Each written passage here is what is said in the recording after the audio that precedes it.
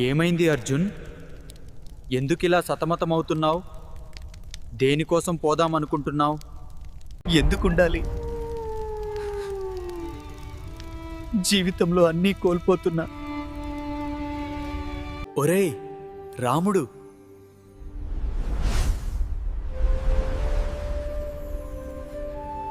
రాజ్యాన్ని వదిలి 14 ఏళ్లు అడవుల్లో తిరిగాడు. ఒక్కసారి కూడా చస్తాను అనలేదు. నువ్వు 14 నిమిషాలు ట్రాఫిక్లో ఆగలేక చస్తానంటావు. ఆయన దేవుడే కష్టపడ్డాడు. నువ్వు మనిషివి, కష్టపడకుండానే ఫలితం కావాలా? సీత అశోకవనంలో ఒంటరిగా రాక్షసుల మధ్య ఉంది. అయినా ఆశ వదల్లేదు. నువ్వు నలుగురు మనుషుల మధ్య ఉండి నిరాశతో చస్తానంటావా? నాకెవరూ లేరు. కర్ణుడు పుట్టుకతోనే అన్యాయం జరిగింది. ప్రతిరోజు అవమానం పాలయ్యాడు. అయినా వాడు దానవీరుడయ్యాడు, చావడంలో వీరుడు కాదు. నీకు జరిగిన అవమానం వాడి ముందు ఏపాటిది? నాకింకా పోరాడే శక్తి లేదు. పోరాడకు, నిలబడు చాలు. నేను ద్వాపరయుగంలో నా కళ్ల ముందే నా వాళ్లంతా చచ్చిపోతుంటే చూస్తూ నిలబడ్డాను. ఎందుకు? నా ధర్మం అది. నువ్వు నీ ధర్మాన్ని వదిలి పారిపోతావా? ఈ బ్రతుకు ఒక నరకం. నరకమా? ప్రహ్లాదుడు వాళ్ల నాన్నే చంపాలని చూశాడు. నిప్పులో వేశాడు, కొండ మీద నుండి తోశాడు. వాడు నారాయణ అన్నాడు కాని చస్తాను అనలేదు. నమ్మకం అంటే అది. శివుడు లోకం కోసం హాలాహలం తాగాడు, గొంతులోనే ఆపాడు. నువ్వేమో ఎవరో అన్న 4 మాటల విషయాన్ని కడుపులోకి తీసుకుని గుండెల్లో దాచుకుని చస్తున్నావు. నా బాధ మీకు అర్థం కాదు. ఒరేయ్, హనుమంతుడికి సముద్రం దాటే శక్తి ఉందని ఎవరో గుర్తు చేయాల్సి వచ్చింది. నీలో లోకాలను జయించే శక్తి ఉందని నేను గుర్తు చేయాల్సి వస్తోంది. తేడా ఏంటంటే నువ్వు నమ్మట్లేదు. గజేంద్రుడు మొసలి కాలు పట్టుకుంటే చివరి క్షణం వరకు పోరాడాడు.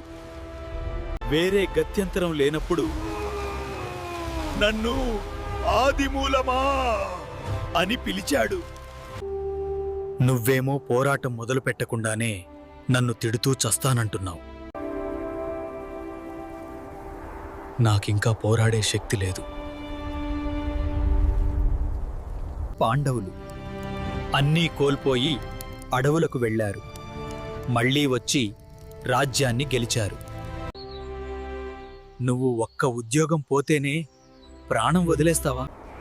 వాళ్ల వెంట నువ్వున్నావు. ఇప్పుడు నీ వెంటే నేనున్నా. కానీ నువ్వు నమ్మట్లేదు. వాళ్ళు నన్ను నమ్మారు, అంతకంటే వాళ్లను వాళ్ళు నమ్ముకున్నారు. నువ్వు నిన్ను నమ్ము, నేను నీ వెంటే ఉంటా. నువ్వు చస్తే ఏమవుతుంది? ఒకరోజు ఏడుస్తారు, రెండో రోజు నీ వస్తువులు సర్దుతారు, మూడో రోజు వాడుంటే బాగుండేది అంటారు. కానీ నువ్వు బ్రతికి గెలిస్తే ప్రతిరోజు పండగ చేసుకుంటారు. గెలిచే దారి లేదు. ఒరేయ్, నీ జీవిత గ్రంథాన్ని నువ్వు రాసుకోలేక ముగింపులో కథానాయకుడిని చంపేస్తున్నావా? ఈ కథ నాకు నచ్చలేదు. నచ్చకపోతే పేజీ తిప్పు, పుస్తకం చించేయకు. చావు అనేది ముగింపు కాదు అర్జున్. అది నీ కథను మధ్యలో ఆపేయడం. దాన్ని చదివేవాళ్లకి ఆ తర్వాత ఏమైందో తెలియక ప్రతిరోజూ చస్తారు.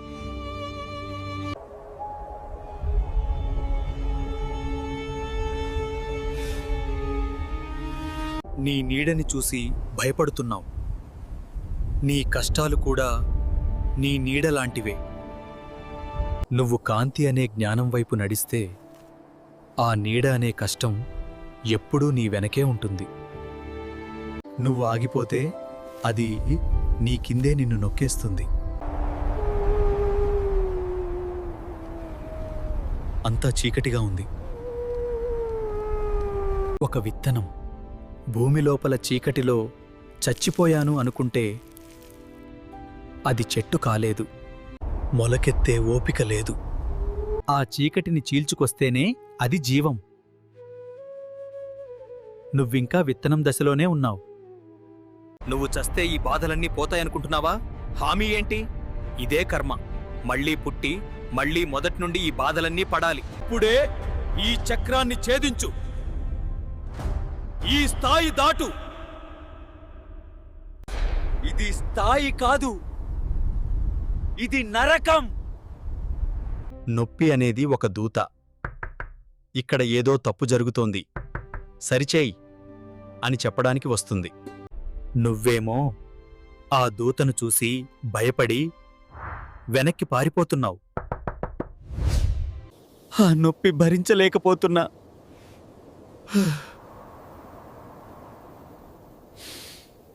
బంగారం నిప్పులో కాలితేనే నగవుతుంది.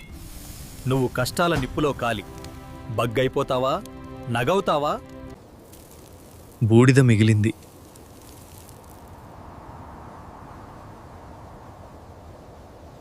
ఆ బూడిదే నేను.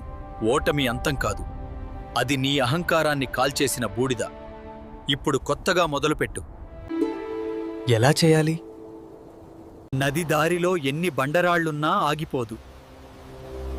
దారి మార్చుకుని మరీ సముద్రంలో కలుస్తుంది. నువ్వేమో ఒక చిన్న రాయి తగలగానే ప్రవాహం ఆపేస్తానంటావు. ప్రవహించు. ఇక్కడ కొండ మీద నుండి దూకితే కింద పడేలోపు మంచి ఫోటో కూడా రాదు. అదే బ్రతికి గెలిస్తే నీతో ఫోటో దిగడానికి జనం క్యూ కడతారు. ఏది నయం? నాకు పేరొద్దు. నీకు వేరే పని లేదా? పనిలేకే ఓడిపోతున్నా.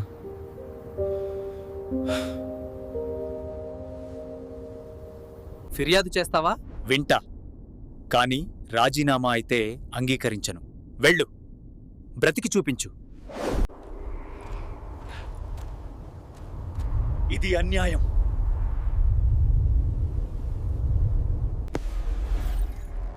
నీ ఫోన్కి అప్డేట్ వస్తే సంతోషంగా చేస్తావురా? నీ జీవితానికి దేవుడు కష్టం రూపంలో ఓ అప్డేట్ ఇస్తే మొరాయించి చస్తానంటావు. మార్చుకోరా. ఈ మార్పులో లోపాలున్నాయి. లోపాన్ని సరిదిద్దు, వ్యవస్థను కూల్చకు. బగ్ని డీబగ్ చేయి, సిస్టమ్ క్రాష్ చేయకు. కోడింగ్ రాదు.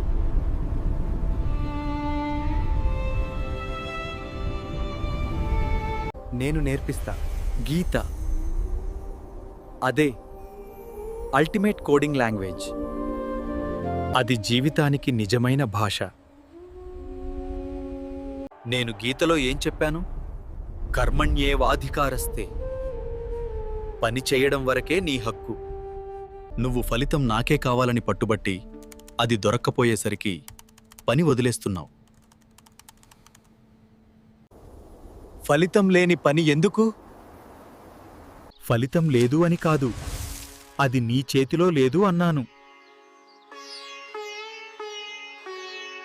నువ్వు మామిడి టెంకపాతి రేపే పండు కావాలి అంటే ఎలా? దానికి టైం పడుతుంది.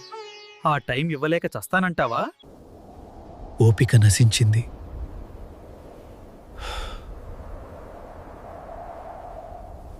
ఇంద్రుడు పదవి కోసం 1000 సార్లు కుట్ర పన్నాడు, భయపడ్డాడు. దేవుళ్లకే భయాలు, బలహీనతలున్నప్పుడు నువ్వేంటి అతీతుడిలా ఫీలవుతున్నావు? భయపడు, కానీ బ్రతుకు. నేను నన్ను నమ్ము అని చెప్పలేదు, నిన్ను నువ్వు నమ్ముకో. నీలో నేను ఉన్నాను అని చెప్పాను. నాలో నువ్వుంటే నాకీ కష్టాలెందుకు? నేను నీ లోపలున్నాను, నీ బదులు లేను. పరీక్ష నువ్వే రాయాలి. నేను నీకు సిలబస్ చెప్పాను.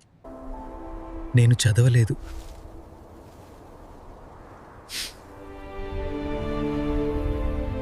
అందుకే ఫెయిల్ అయ్యావు. ఫెయిల్ అయితే సప్లిమెంటరీ రాయాలి, కానీ ఇంత పెద్ద నిర్ణయం ఎందుకు తీసుకుంటావురా? ఇది సప్లిమెంటరీ కాదు, డిబార్ అయిపోయా. ధర్మరాజు అన్నీ పోగొట్టుకున్నా ధర్మం వదల్లేదు.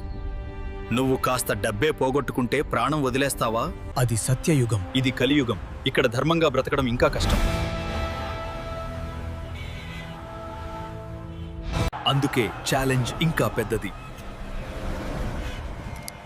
ఛాలెంజ్ పెద్దది అయితే గెలిస్తే కిక్ కూడా పెద్దగానే ఉంటుంది. ఆ కిక్ కోసం బ్రతుకు. నీకసలు శత్రువు ఎవరో తెలుసా? నీకు అప్పిచ్చినవాడు కాదు, నిన్ను వదిలేసిన అమ్మాయి కాదు. నీ లోపల కూర్చుని నువ్వు వేస్ట్ అని చెప్తున్నాడే వాడిని చంపరా ముందు. అదే అహంకారం. నేను గెలవలేకపోయాను, నన్నే అవమానించారు. ఈ నేనున్నంత వరకు నీకు శాంతి లేదు. నువ్వు నాది అనుకుంటున్న ఏదీ నీది కాదు. ఈ శరీరం కూడా. అద్దె ఇంట్లో ఉంటూ ఇల్లు నాది కాదని పోతాను అంటావు. మరి నాది ఏది? నువ్వు చేసే పని, నువ్వు పంచే ప్రేమ, నువ్వు నిలబెట్టుకునే ధర్మం, అవి మాత్రమే నీవి. అవి చెయ్యి. నీకు ఆకలేస్తే అన్నం తింటావు, నిద్రొస్తే పడుకుంటావు, బాధొస్తే చస్తానంటావేంట్రా వెర్రి వెంగళప్ప? బాధొస్తే బ్రతకడం నేర్చుకోవాలి. ఎవరూ నేర్పలేదు. నేనే నేర్పుతున్నాగా. జీవితం ఒక స్కూల్, కష్టం ఒక టీచర్. ప్రతి కష్టం నీకు ఒక కొత్త పాఠం నేర్పుతుంది. నువ్వేమో టీచర్ని చూసి స్కూల్ మానేస్తానంటున్నావు. ఈ టీచర్ కొడుతున్నారు. కొడితేనేగా బుర్రకెక్కుతుంది.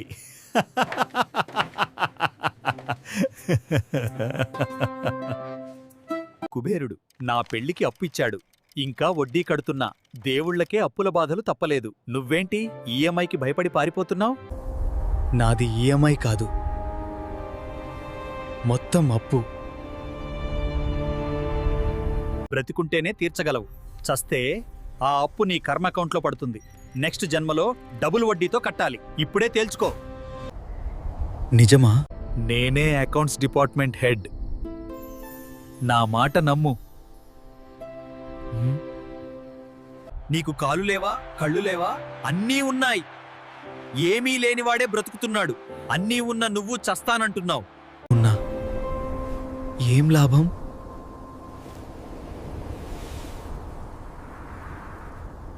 నువ్వు గాలి పీలుస్తున్నావు చూసావా? అది చాలు.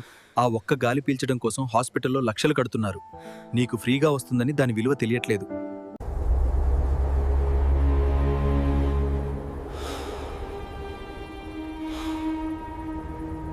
నీకు కాస్త కఠినమైన పాత్ర ఇచ్చానంతే. దాని మీద ఇంత ఎమోషన్ ఎందుకురా? అదే పాత్రనైనా బాగా చేసి స్టేజ్ మొత్తం చప్పట్లు కొట్టించుకో. ఈ జీవితం నాటకమా? నాటకమే. ఇది నా లీల. నువ్వు ఒక పాత్రధారివి. నీ పాత్రను రక్తి కట్టించు, మధ్యలో పారిపోకు. నీ లీలలో నేను బలిపశువునా? బలిపశువు కాదు, బలిచక్రవర్తివి కా. దానం చేసి పాతాళానికి వెళ్ళినా నేనే వాడికి కాపలా కాస్తున్నా. నువ్వు ధర్మంగా బ్రతుకు, నిన్ను నేనే కాపాడుతా.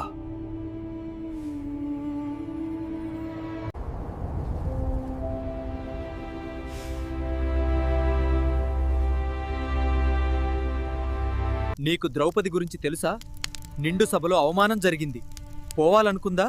లేదు, వాళ్ళని అంతం చూడాలి అనుకుంది. అంటే పగపట్టడం మంచిదే అంటావా? కాదురా వెర్రి వెంగళప్ప. చావాలి అనే ఆవేశాన్ని గెలవాలి అనే పట్టుదలగా మార్చుకోమంటున్నా. నీ ప్రాబ్లం ఏంటో తెలుసా? నువ్వు నిన్ను కథానాయకుడు అనుకుంటున్నావు, హీరోకి కష్టాలుండకూడదు అనుకుంటున్నావు. కానీ కష్టాలున్నవాడే అసలైన హీరో.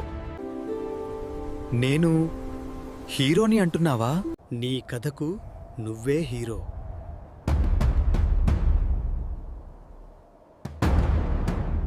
శిశిరంలో ఆకులు రాలితేనే వసంతంలో కొత్త చిగురు వస్తుంది.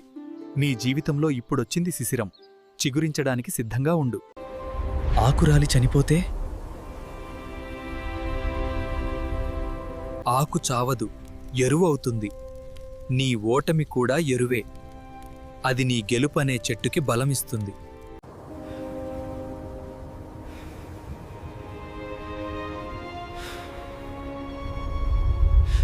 నువ్వు తినే అన్నం రైతు చంపిన విత్తనం నుండి వస్తుంది. ఒకటి చస్తేనే ఇంకొకటి బ్రతుకుతుంది. నీ నిరాశను చంపేయి, నీ ఆశ బ్రతుకుతుంది. ప్రతి రాయి దేవుడవ్వదు, ప్రతి మనిషి దేవుడవ్వలేడు. కాని మనిషిగా బ్రతకొచ్చుగా. మనిషిగా బ్రతకడమే కష్టంగా ఉంది. ఎందుకంటే నువ్వు దేవుడిలా సుఖపడాలనుకుంటున్నావు. మనిషిలా కష్టపడు. దేవుడిలాంటి ఆనందం అదే వస్తుంది. లైఫ్ అనేది ఒక విందు లాంటిది. అక్కడ అన్నీ ఉంటాయి. నీకు నచ్చినవే తింటానంటే కుదరదు. నీ ప్లేట్లో పడ్డ ప్రతీదాన్ని తినాలి. అప్పుడే కడుపు నిండుతుంది. నా కాకరకాయ వద్దు. ఒరేయ్, కాకరకాయ తింటేనే వంటిలో తీపి అదుపులో ఉంటుంది. కష్టం వస్తేనే లైఫ్ బ్యాలెన్స్గా ఉంటుంది. ప్రతి క్షణం నీ ముందే రెండు మార్గాలుంటాయిరా. ఒకటి కష్టపడుతూ ముందుకెళ్లే దారి, మరొకటి వదిలేసే దారి. నువ్వేమో వదిలేయడానికేం విధి అనే పేరు పెట్టేశావు. కష్టపడి ముందుకెళ్లడాన్నే అసాధ్యం అని తేల్చేశావు. బ్రతకడమే విధి, పోవడం అనేది ఒక యాక్సిడెంట్ మాత్రమే. నువ్వు కావాలని యాక్సిడెంట్ చేసుకుంటావా? చీకటి పడితేనే నక్షత్రాలు కనపడతాయి. నీ జీవితంలో చీకటి పడిందంటే దేవుడు నీకు నక్షత్రాలు చూపిద్దామని. నువ్వేమో కళ్ళు మూసుకుని చస్తానంటున్నావు. నా నక్షత్రాలెక్కడా? నీ చుట్టూ ఉన్నవాళ్లే, నీకోసం ఏడ్చేవాళ్లే. అదే నీ నక్షత్రాలు. వాళ్ల కోసం బ్రతుకు.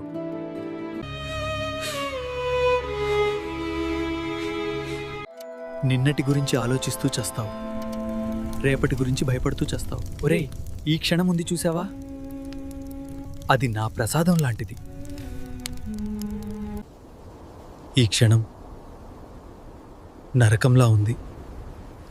నువ్వు చూసేదాన్ని బట్టి ఉంటుంది. ఇదే కొండ, ప్రేమికులకు స్వర్గం, నీలాంటోడికి నరకం. నువ్వు స్వర్గంగా చూడు. కిందకి చూస్తే లోయ, పైకి చూడు ఆకాశం. నువ్వెటు చూస్తే అటు నీ జీవితం. అది ఎలా? నువ్వు పోతే నీ ఫేస్బుక్ ప్రొఫైల్ రిమెంబరింగ్ అని పెడతారు, అంతే. కానీ నువ్వు బ్రతికి గెలిస్తే నీ ప్రొఫైల్ ఇన్స్పైరింగ్ అని జనం చెప్పుకుంటారు. సముద్రం అడుగున ముత్యాలుంటాయి. ఒడ్డున కూర్చుని నాకు ముత్యాలు కావాలి అంటే ఎలా? ఈదాలి, మునగాలి, రిస్క్ తీసుకోవాలి. నువ్వేమో ఒడ్డున పడి చస్తానంటున్నావు. ఈదడానికి భయంగా ఉంది. భయపడకు, నేనున్నాగా. నేను నీ లైఫ్ జాకెట్ను. నన్ను నమ్ము, ఈదు. జీవితం ఒక సర్కస్. నువ్వు బ్యాలెన్స్ తప్పితే పడిపోతావు. కానీ కింద నెట్ ఉంటుంది, అదే నమ్మకం. ఆ నెట్ నేనే. పడితే దెబ్బ తగులుతుందిగా. తగిలితేనేగా మళ్ళీ పడకుండా ఎలా నడవాలో తెలిసేది. పడతానేమో అని నడవడం ఆపేస్తావా? లేదు, ఆపను. అర్థమయ్యింది.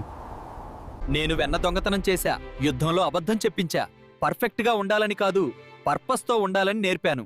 నీ పర్పస్ ఏంటి? నా పర్పస్ బ్రతకటం.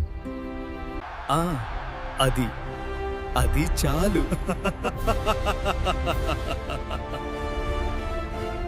యుద్ధభూమిలో ఆయుధాలు పడేస్తే శత్రువు కూడా నవ్వుతాడు.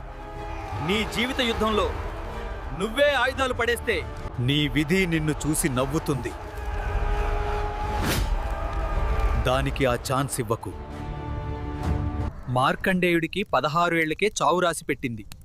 వాడు భయపడి చావలేదు, నన్ను పట్టుకున్నాడు, విధిని ఎదిరించాడు. నువ్వు విధిని కాదు, నీ భయాన్ని కూడా ఎదిరించలేకపోతున్నావు. నేను భక్తుడిని కాదు. భక్తి అంటే కొబ్బరికాయ కొట్టడం కాదురా. నేనున్నాను అనే నమ్మకంతో నీ పని నువ్వు చేయడం. ముందు నీ పని చెయ్యి, భక్తి తర్వాతొస్తుంది. నా పనేంటి? ప్రతి క్షణం ప్రతి శ్వాస నీ పని బ్రతకడమే.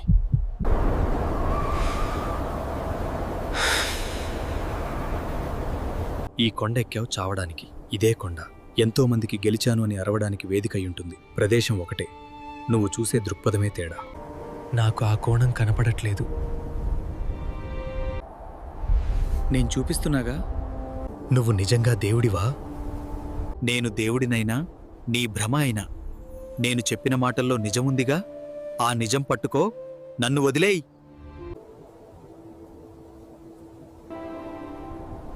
కానీ నా లవర్ సంగంతి. నేను 16,000 మందిని మేనేజ్ చేశా. నువ్వొక్క అమ్మాయిని తలుచుకుని చస్తానంటావా? తను నీదైతే తిరిగి వస్తుంది, లేదంటే నీకోసం పుట్టింది ఇంకోటి వస్తుంది. దానికోసం బ్రతికుండాలిగా. ఆ, ఆ, నవ్వు. అదేరా మందు. నవ్వుతూ బ్రతికేయ్. ఆలస్యం అవుతోంది. మీ ఇంట్లో వాళ్ళు ఎదురుచూస్తుంటారు. పోతాను అని చెప్పి వెళ్ళావా, లేక వస్తానని చెప్పి వెళ్ళావా? వస్తాను అనే చెప్పా. అయితే మాట నిలబెట్టుకో. సరే, నీకు 2 ఆప్షన్లు ఇస్తున్నా. 1, ఇక్కడే దూకి చచ్చిపో. 2, ఇప్పుడే నాతో పాటు కిందకి నడు. ఇంటికి వెళ్ళి వేడివేడి కాఫీ తాగు. లైఫ్ కూడా అంతేరా. ఈజీ ఆప్షన్స్ ఎంచుకో. బ్రతకడం చాలా ఈజీ, చావడమే చాలా కష్టం. వెళ్దాం పదా.